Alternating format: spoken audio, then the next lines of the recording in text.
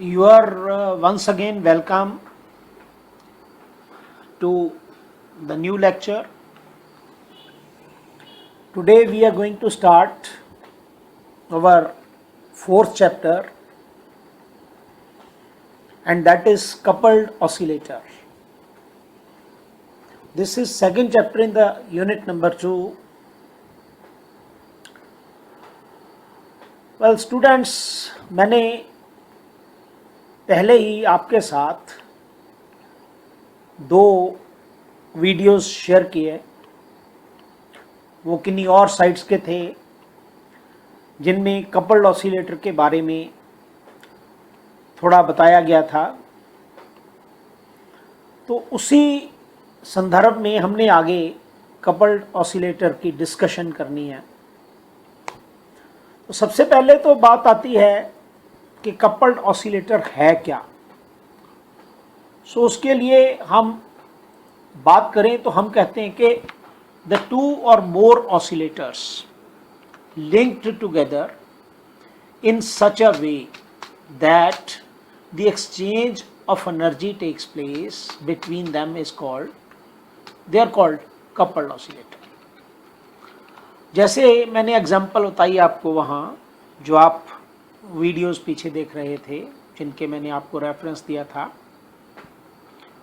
उसमें दो पेंडुलम दिखाई गई हैं। दो पेंडुलम्स के बीच में एक स्प्रिंग अटैच्ड है, और यदि आप उसमें से एक पेंडुलम को वाइब्रेट करवाते हैं तो दूसरी पेंडुलम भी वाइब्रेट करती है।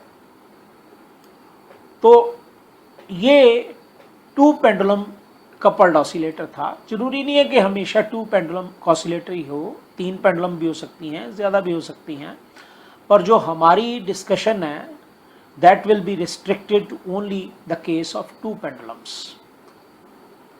तो जो कपल्ड ऑसिलेटर है ये दो किस्म का हो सकता है। एक स्टिफनेस कपल्ड ऑसिलेटर, इसमें जो आपको हमने बताया पेंडुलम्स का केस, वो जो है that is stiffness coupled oscillator. और दूसरा इसका जो होता है वो है इंडक्टेंस कपल्ड ऑसिलेटर। उसमें हम देखेंगे कि हमारे पास इंडक्टेंस लगी होती है, यानी कि जो इंडक्टेंस, कैपेसिटेंस और रेजिस्टेंस, इसको मिला के सर्किट बनता है। उस सर्किट की बात में बात करेंगे, but that will be taken up later on. तो हम पहले स्टिफनेस कपल्ड की ही बात करेंगे, स्टिफनेस कपल्ड ऑसिलेटर।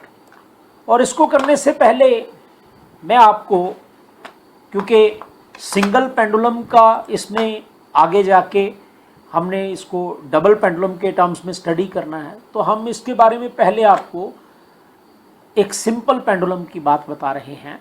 तो हमारा पहला टॉपिक जो बेसिकली सिलेबस में नहीं है, पर हमारे कपल्ड ऑसिलेटर को समझने के लिए इसको समझना ज़रूरी है, तो मैं यही अगला topic that is a simple pendulum, ये एडिशनल टॉपिक है जो मैं यहाँ पर आपको बता रहा हूँ। तो यहाँ पर आप कंसिडर करो कि ये हमारी एक, ये राइट हैंड साइड पे ये फिगर देख रहे हैं आप। तो यहाँ पर हम पेंडुलम की बात कर रहे हैं। मान लो कि S जो है this is the point of suspension, यहाँ से हमने पेंडुलम को लटकाया। O is the point of oscillation, यानी कि जब पेंडुलम के बॉब को छोड़ दें, बॉब ऑफ पेंडुलम को, तो उसकी जो सेंटर ऑफ ग्रेविटी है वो O के ऊपर लाई करेगी, such that SO is equal to L which is equal to length of the pendulum. और जब आप पेंडुलम को O से डिस्प्लेस कर देते हैं, मान लो मैं इसको A तक डिस्प्लेस कर देता हूँ, ज़्यादा भी कर सकता हूँ, पर मैं कहीं दिखा रहा हूँ कि बीच में वाइब्रेशंस करते समय ये कहीं A पे पहुँच गई हुई है। तो ये पेंडुलम जब छोड़ते हैं इसको डिस्प्लेस करने के बाद, तो ये वाइब्रेशंस करना शुरू कर देती है, ये आपको पता है। और मान लो वाइब्रेशंस के ड्यूरिंग जब ये A पर थी, तब इसके ऊपर कौन कौन सी फोर्सेस लग रही थी। तो आपको पहले ही बताया कि ये स्ट्रिंग है SO, जो धागे से लटकाई हुई है पेंडुलम, उसकी लेंथ l है और किसी भी टाइम पे ये a पर है तो एस ए लेंथ के बराबर हो गई। तो जो O से A तक का ये डिस्प्लेसमेंट होगा ये x होगा O से A के बराबर, और जो एंगल होगा वर्टिकल के साथ किसी भी टाइम t के ऊपर जब ये पहुंचेगी तो ये थीटा एंगल होगा। तब जब ये पेंडुलम A पर है, बॉब ऑफ पेंडुलम जब A पर है, तो इसके ऊपर कौन कौन सी फोर्सेस लग रही हैं? तो इसमें दो फोर्सेस लगेंगी, एक वर्टिकल डाउनवर्ड डायरेक्शन में, वर्टिकली डाउनवर्ड्स वेट लगेगा, ये mg हमने ये दिखाया हुआ है नीचे, यहाँ मैं कर्सर से दिखा रहा हूँ, और एक इसके ऊपर टेंशन लगेगी T, tension which acts along A to S, जो कि खींच के रखती है धागे को। अब यदि मैं mg की बात करूंगा तो mg जो वेट नीचे को लग रहा है, it can be resolve into two components. One is mg cos theta opposite to t, क्योंकि ये एंगल जो है ये वाला ये थीटा होगा, तो इधर वाला कंपोनेंट mg cos थीटा बनेगा, और एक perpendicular component mg sin theta होगा। तो ये जो mg cos थीटा है ये तो टेंशन को बैलेंस कर लेता है, तभी तो स्ट्रिंग टूट नहीं रही, ना ऊपर को स्लैक कर रही है, ढलक रही है जिसको आप बोलते हैं। और जो mg sin थीटा है ये रिस्टोरिंग फोर्स क्रिएट करता है। पर यदि आप इस एंगल की बात करें तो आप याद करो, angle is equal to arc over radius, यानी angle is equal to OA divided by SO, और यहाँ OA x के बराबर है और SO L के बराबर है, तो इसीलिए हम कह सकते हैं कि theta is equal to x over L। We call it as equation number 1। Using this formula angle is equal to arc over radius. तो अब मैं फोर्सेस की बात करूं तो मैं पहले ही बता चुका हूं कि mg sin थीटा जो है this is the restoring force. तो इसीलिए यदि हम आगे बढ़ें तो ये मैंने सारा एक्सप्लेन कर दिया आपको पहले ही, इतना हिस्सा। तो मैं क्योंकि restoring force mg sin theta है, ये मैंने यहाँ द्वारा लिखा है, mg cos theta balances the tension T in the string and the component mg sin theta acts as a restoring force on the bob. So therefore F must be equal to minus mg sin theta. अब आप सोचेंगे ये negative sign क्यों? Negative sign इसलिए क्योंकि force acts in the opposite direction to the displacement so as to restore the bob back to its original position, यानी mean position पे लाने के लिए। तो F मास इंटू एक्सेलरेशन के बराबर होता है, इसीलिए हम इसको ऐसे भी लिख सकते हैं, ma is equal to minus mg sin theta. Call it as equation number 2 where a is acceleration produced. अब यहां पर हम एक अप्रॉक्सीमेशन लगाएंगे कि यदि हमारा एंगुलर डिस्प्लेसमेंट थीटा स्मॉल होता है, जो हम पीछे दिखा चुके हैं पेंडुलम में, theta is the angle at any instant, और यदि ये छोटा है तो आप याद करो sign theta is approximately theta, ये फार्मूला आपने पढ़ा हुआ है। तो यहाँ पर इक्वेशन 2 में हम साइन थीटा की वैल्यू पुट करें तो हमारे पास आएगा ma is equal to mg into theta. ये ऊपर इक्वेशन 2 में साइन थीटा को हमने थीटा पुट कर दिया, और इक्वेशन 1 जो पीछे हम देख चुके हैं उसमें हमें पता है कि थीटा जो है वो x ओवर L के बराबर है, तो इसीलिए हमने इसको लिख दिया minus mg into x over L। अब एक्सेलरेशन a आप याद करो, ये तो हमारे लिखने का ढंग होता था x डबल डॉट सॉरी, तो इसीलिए हम इसको लिख सकते थे m x double dot it is equal to minus mg over L into x. तो आप इस इक्वेशन को ऐसे भी लिख सकते थे, ma is equal to minus m omega naught square into x. याद करो ये इक्वेशन होती थी सिंपल हार्मोनिक मोशन की। तो तभी हम कहते थे कि ये देखिए, इसका मतलब ये जो ओमेगा नॉट स्क्वायर है ना, यदि आप इससे कंपेयर करें इक्वेशन 3 में देखें तो mx डबल डॉट यानी ma it is equal to minus m omega naught square x, तो एम से रिजेंबल कर गया, तो जो ओमेगा नॉट स्क्वायर आया वो आया g/l के बराबर यहां पर। तो इसीलिए ये जो इक्वेशन है ये सिंपल हार्मोनिक मोशन की इक्वेशन होती है। तो यही हमने कहा, therefore the vibrations of simple pendulum are simple harmonic and therefore here omega naught square is equal to g/l, या फिर omega naught is equal to √g/l।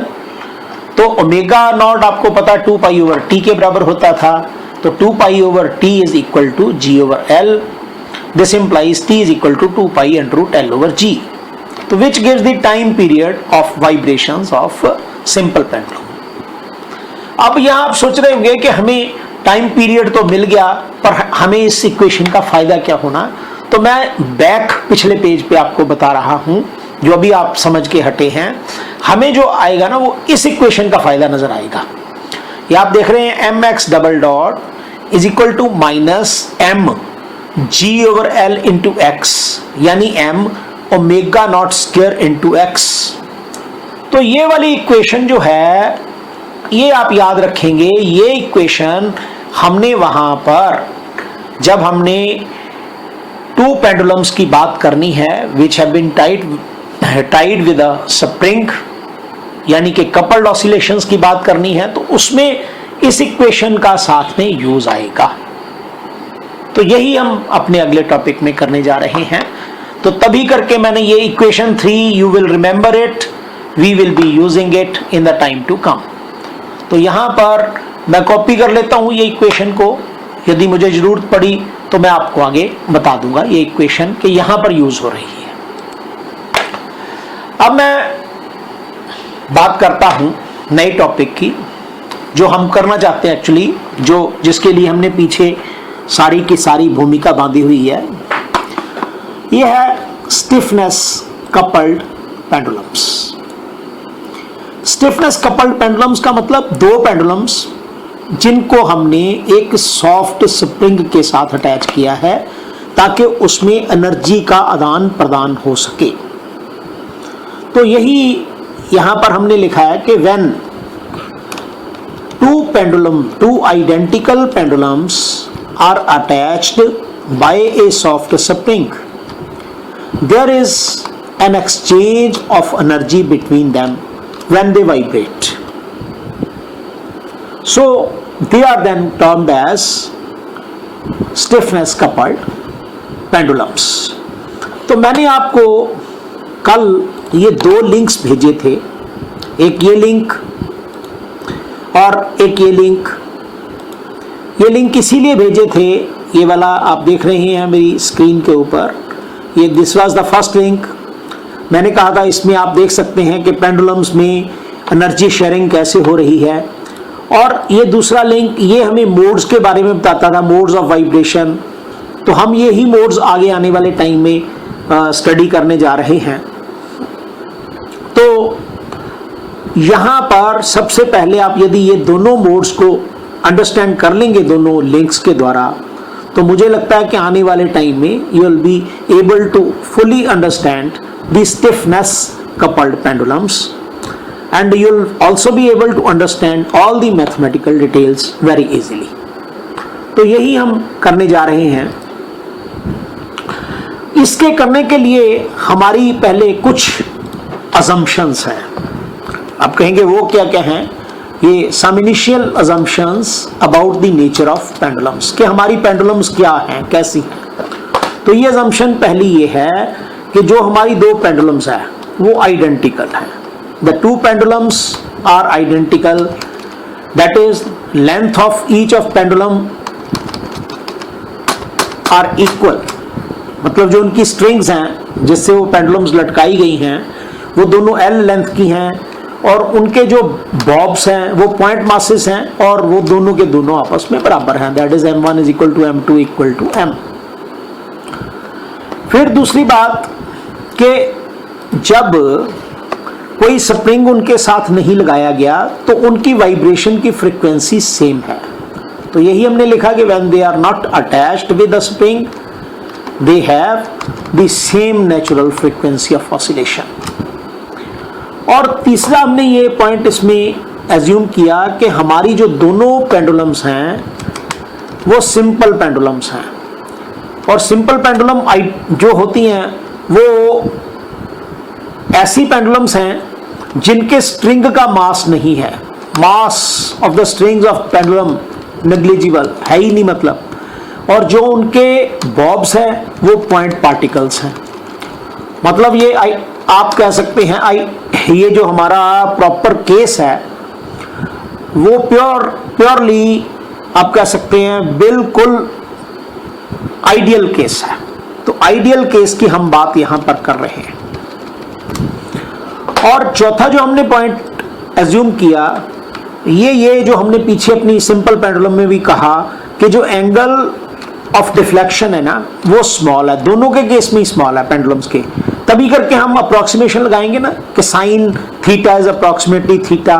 तो यहां पर हमने यही कहा कि angles of deflection of the pendulums measured from the vertical are very small. So तभी हम ये अजम्पशन, इन्हीं अजम्पशन के ऊपर बेस्ड हम इनकी मैथमेटिकल डिटेल्स की ओर चलते हैं जो हमारे सिलेबस में है। तो ये mathematical details we are switching. मान लो अब दो पेंडुलम्स हमारे पास, हम इसकी डिटेल चल पड़ते हैं। अब दो पेंडुलम्स, ये जो यहां राइट हैंड साइड पे फिगर्स देख रहे थे आप, ये फिगर है राइट हैंड साइड पे। अब ये जो डॉटेड, ये ऊपर सीलिंग बताई हुई है, ये आप देख रहे हैं, ये ऊपर वाली लाइन, ये हॉरिजॉन्टल सी लाइन जो बनाई है विद, ये सीलिंग है जिसके साथ हमने दो पेंडुलम्स लटकाई हुई हैं। और जो ये डॉटेड लाइंस है, ये एक ये डॉटेड लाइन और एक साथ में सामने ये डॉटेड लाइन है। ये डॉटेड लाइन ये बताती है कि शुरू में ये जो ए बॉब थी ये यहां पर थी, यहां मेरा अब कर्सर खड़ा हो गया आके, और जो बी बॉब थी यहां जो मेरा कर्सर है ये यहां पर थी, यहां अब कर्सर मैंने दिखाया है। यानी कि मासेस दोनों ये इस डॉटेड लाइंस के ऊपर थे यहां करके, और इनके बीच में एक स्प्रिंग लगाया हुआ है, और स्प्रिंग का जो फोर्स कांस्टेंट है वो के है। ये दोनों की जो लेंथ है पेंडुलम्स की वो एल है, दोनों के साथ जो बॉब्स हैं उनका मास एम है, पॉइंट मास जिसको हम बोलते हैं। और सपोज करो कि अब मैं पेंडुलम ए को एक्स ड्रैग कर लेता हूं राइट हैंड साइड की तरफ। ये मैंने कहा ना, मैं खींच के इसको इस लाइन से इधर को ले आया, ये ए पोजीशन पे आ गई पेंडुलम। तो नेचुरली ये जो स्प्रिंग है ये इस दूसरी पेंडुलम को भी इधर को खींचेगा, और जो पेंडुलम दूसरी वाली है उसका जो बॉब है बी वो वाई डिस्प्लेस हो जाएगा। अब ये एक्स डिस्प्लेस हुआ, ये वाई डिस्प्लेस हुआ, तो नेट डिस्प्लेसमेंट ए के केस में कितना आ गया, एक्स माइनस वाई। तो एज क्योंकि अब आप याद करो कि जब आप किसी चीज को डिस्प्लेस करते हैं स्प्रिंग को, तो किसी स्प्रिंग को डिस्प्लेस करेंगे तो उसके ऊपर रिस्टोरिंग फोर्स लगेगी, और वो रिस्टोरिंग फोर्स अपोजिट डायरेक्शन में होगी।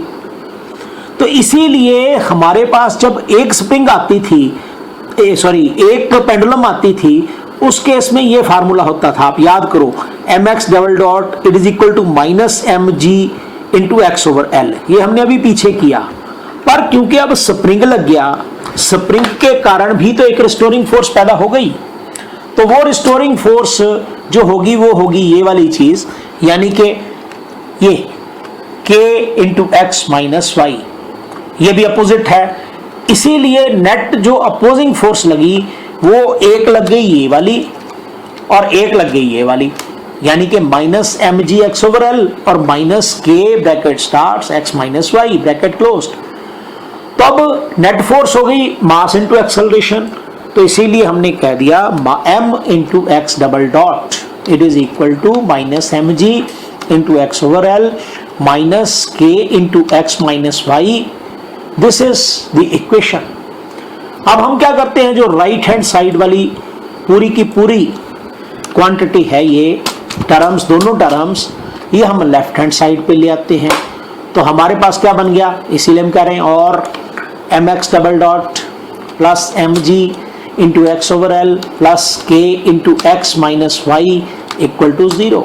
Call it equation number 1। ये थी इक्वेशन हमारी ए के मूवमेंट के लिए, यानी कि जो हमारा मास है, जो पेंडुलम ए है, उसकी मूवमेंट के लिए आप कौन सी इक्वेशन बनाएंगे, तो वो इक्वेशन ये वाली बनेगी। और यदि मैं ऐसी ही इक्वेशन दूसरी पेंडुलम के लिए देखूं तो दूसरी पेंडुलम के लिए क्योंकि डिस्प्लेसमेंट y हो रहा है, इसलिए मैं लिख सकता हूं मास इनटू एक्सेलरेशन। अब उसका जो डिस्प्लेसमेंट है y है, तो y डबल डॉट एक्सेलरेशन बनेगी उस केस में। तो my double dot is equal to minus mg into y over l, और minus bracket starts y minus x bracket closed, यानी कि इसका डिस्प्लेसमेंट माइनस इसका displacement in the opposite direction, तभी करके यहां पर ये नेगेटिव साइन आया हुआ है। तो इसीलिए हमने ये इक्वेशन बनाई my double dot it is equal to minus mg into y over l minus k into y minus x। और यदि यहां भी हम राइट हैंड साइड की दोनों टर्म्स को लेफ्ट हैंड साइड पे लाते हैं, तो we can get my double dot plus mg y over l plus k bracket starts y minus x bracket closed is equal to 0। We call it as equation number 2। अब हमने पहले ही कहा था कि मान लो g over l is equal to omega naught square, ये हम पहले ही जब आपको सिंपल पेंडुलम समझा रहे थे अभी, तो आपको ये बताया कि g over l it's equal to omega naught square, it is assumption. तो where omega naught is the natural vibration frequency of each pendulum, जो हम सिंपल पेंडुलम यदि अलग अलग होती तो कितनी उनकी फ्रीक्वेंसी थी, वो इतनी होती थी। अब यही चीज g ओवर l की वैल्यू हम यदि ऊपर इक्वेशंस में पुट करेंगे, तो हमारे पास equation 1 is modified as x double dot.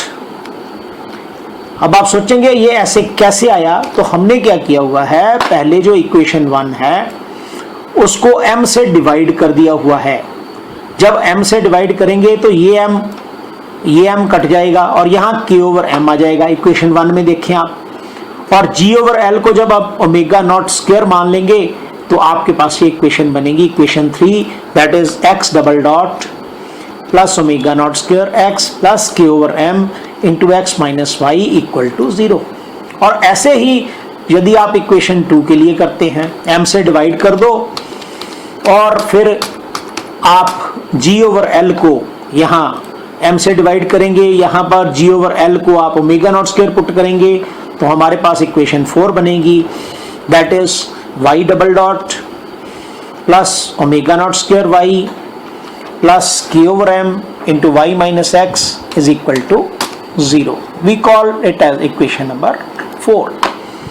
तो हमारे पास ये दो इक्वेशंस आ गई, ये एक इक्वेशन 3 और एक इक्वेशन 4।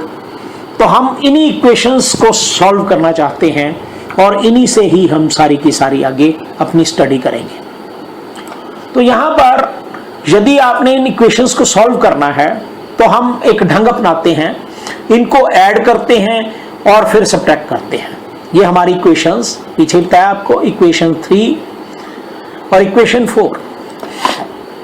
अब देखो, जब मैं इन दोनों को ऐड करूंगा, एडिंग दीज टू इक्वेशंस, तो ये वाला फैक्टर जो है ना, ये वाला आप बता देख रहे हैं, ये एक में y माइनस एक्स है और एक में x माइनस वाई है। इक्वेशन 3 में ये k over m x minus y है, इक्वेशन 4 में k over m y minus x है। अब जब ऐड करेंगे तो ये दोनों एक्सप्रेशंस कट जाएंगे और हमारे पास ऐड करने पर ये इक्वेशन बनेगी। Adding equations 3 and 4, we get x double dot plus y double dot plus omega naught square bracket starts x plus y equal to 0। ये हम इसको इक्वेशन नंबर 5 लिख लेते हैं। और यदि हम पिछली इक्वेशंस 3 and 4 द्वारा वहीं पे चलते हैं, इक्वेशंस 3 और 4 को सब्ट्रैक्ट करेंगे, यानी इक्वेशन 3 से इक्वेशन 4 को सब्ट्रैक्ट कर दो, तो आप देखेंगे यहाँ जब सब्ट्रैक्ट करेंगे तो इस पार्ट में और इस पार्ट में ओमेगा नॉट स्क्वायर कॉमन आ जाएगा, तो x माइनस वाई रह जाएगा। और जब इस पार्ट में से ये पार्ट घटाएंगे तो आप देखेंगे यहाँ पर निचली इक्वेशन 4 में ये जब नेगेटिव आगे लगाएंगे तो ये x माइनस वाई रह जाएगा और आगे प्लस रहेगा, तो ये दोनों आपस में जुड़ जाएंगे। तो इसीलिए जब हम सब्ट्रैक्ट करेंगे इक्वेशन 4 को इक्वेशन 3 से, तो हमारे पास ये इक्वेशन बनेगी x double dot minus y double dot plus omega naught square bracket starts x minus y bracket close plus 2k over m bracket starts x minus y equal to 0। We call it as equation number 6। अब इनको solve करने के लिए हम नए coordinates की बात करते हैं। हम इन नए कोऑर्डिनेट्स को आगे डिस्कस करेंगे। इनका नाम क्या है, नॉर्मल कोऑर्डिनेट्स बोलते हैं इनको, तो हम इसको आगे डिस्कस करेंगे। पर फिर भी आपको यहां बता दूं कि इनकी मदद से हम अपनी सारी इक्वेशंस को आसानी से सॉल्व कर सकते हैं। तो हम क्या कहते हैं कि सपोज करो x is equal to x small x, मतलब कैपिटल X ले रहे हैं। Let x and y they are the new coordinates such that capital X is equal to small x plus small y and capital Y is equal to small x minus small y। तो ये हमने assume कर लिया यहाँ पर कि भाई हमारी ये x और y की वैल्यूज हैं, और आपको मैंने पहले ही बताया कि ये basically these are called normal coordinates, capital X और कैपिटल Y। तो इसीलिए यदि मैं इक्वेशन 7 में इसको डिफरेंशिएट करूंगा तो मेरे पास आएगा x dot capital X dot it is equal to small x dot plus small y dot, and equation 8 से मेरे पास आएगा ये y capital Y dot is equal to small x dot minus small y dot i। और यदि मैं equation 9 को द्वारा डिफरेंशिएट करूंगा तो मेरे पास आएगा x double dot capital X double dot of course is equal to small x double dot plus small y double dot, and capital Y double dot will come out to be equal to x double small x double dot minus small y double dot. We call it equation 10। अब हम इन equations की आगे इस्तेमाल करेंगे हमारी further studies के लिए, और इन इक्वेशंस 5 और 6 को हम फर्दर सॉल्व करके अपनी डेरिवेशंस कंटिन्यू करेंगे। अब देखें तो यहाँ x double dot plus y double dot, ये कैपिटल X डबल डॉट के बाद आ गया बराबर, और x double dot minus y double dot ये y डबल डॉट के बराबर आ गया। इसीलिए यदि 5 इक्वेशन में आप 7 इक्वेशन यूज कर लो, 7 इक्वेशन, और यूज ये x वाली कर लो, इसका 10th इक्वेशन का फर्स्ट पार्ट, तो हमारे पास क्या बन जाएगा, ये बनेगा x double dot plus omega naught square, फिर ये capital X double dot plus omega naught square capital X is equal to 0। ये इक्वेशन 5 मॉडिफाई हो जाएगी। ऐसे ही जब इक्वेशन नंबर 10 को और 8 को हम इस्तेमाल करेंगे तो हमारे पास ये आ जाएगा ये y double dot plus omega naught square y और plus 2k over m into capital Y of course is equal to 0। तो इसलिए हमारे पास जो इक्वेशंस 5 एंड 6 हैं they will be modified as this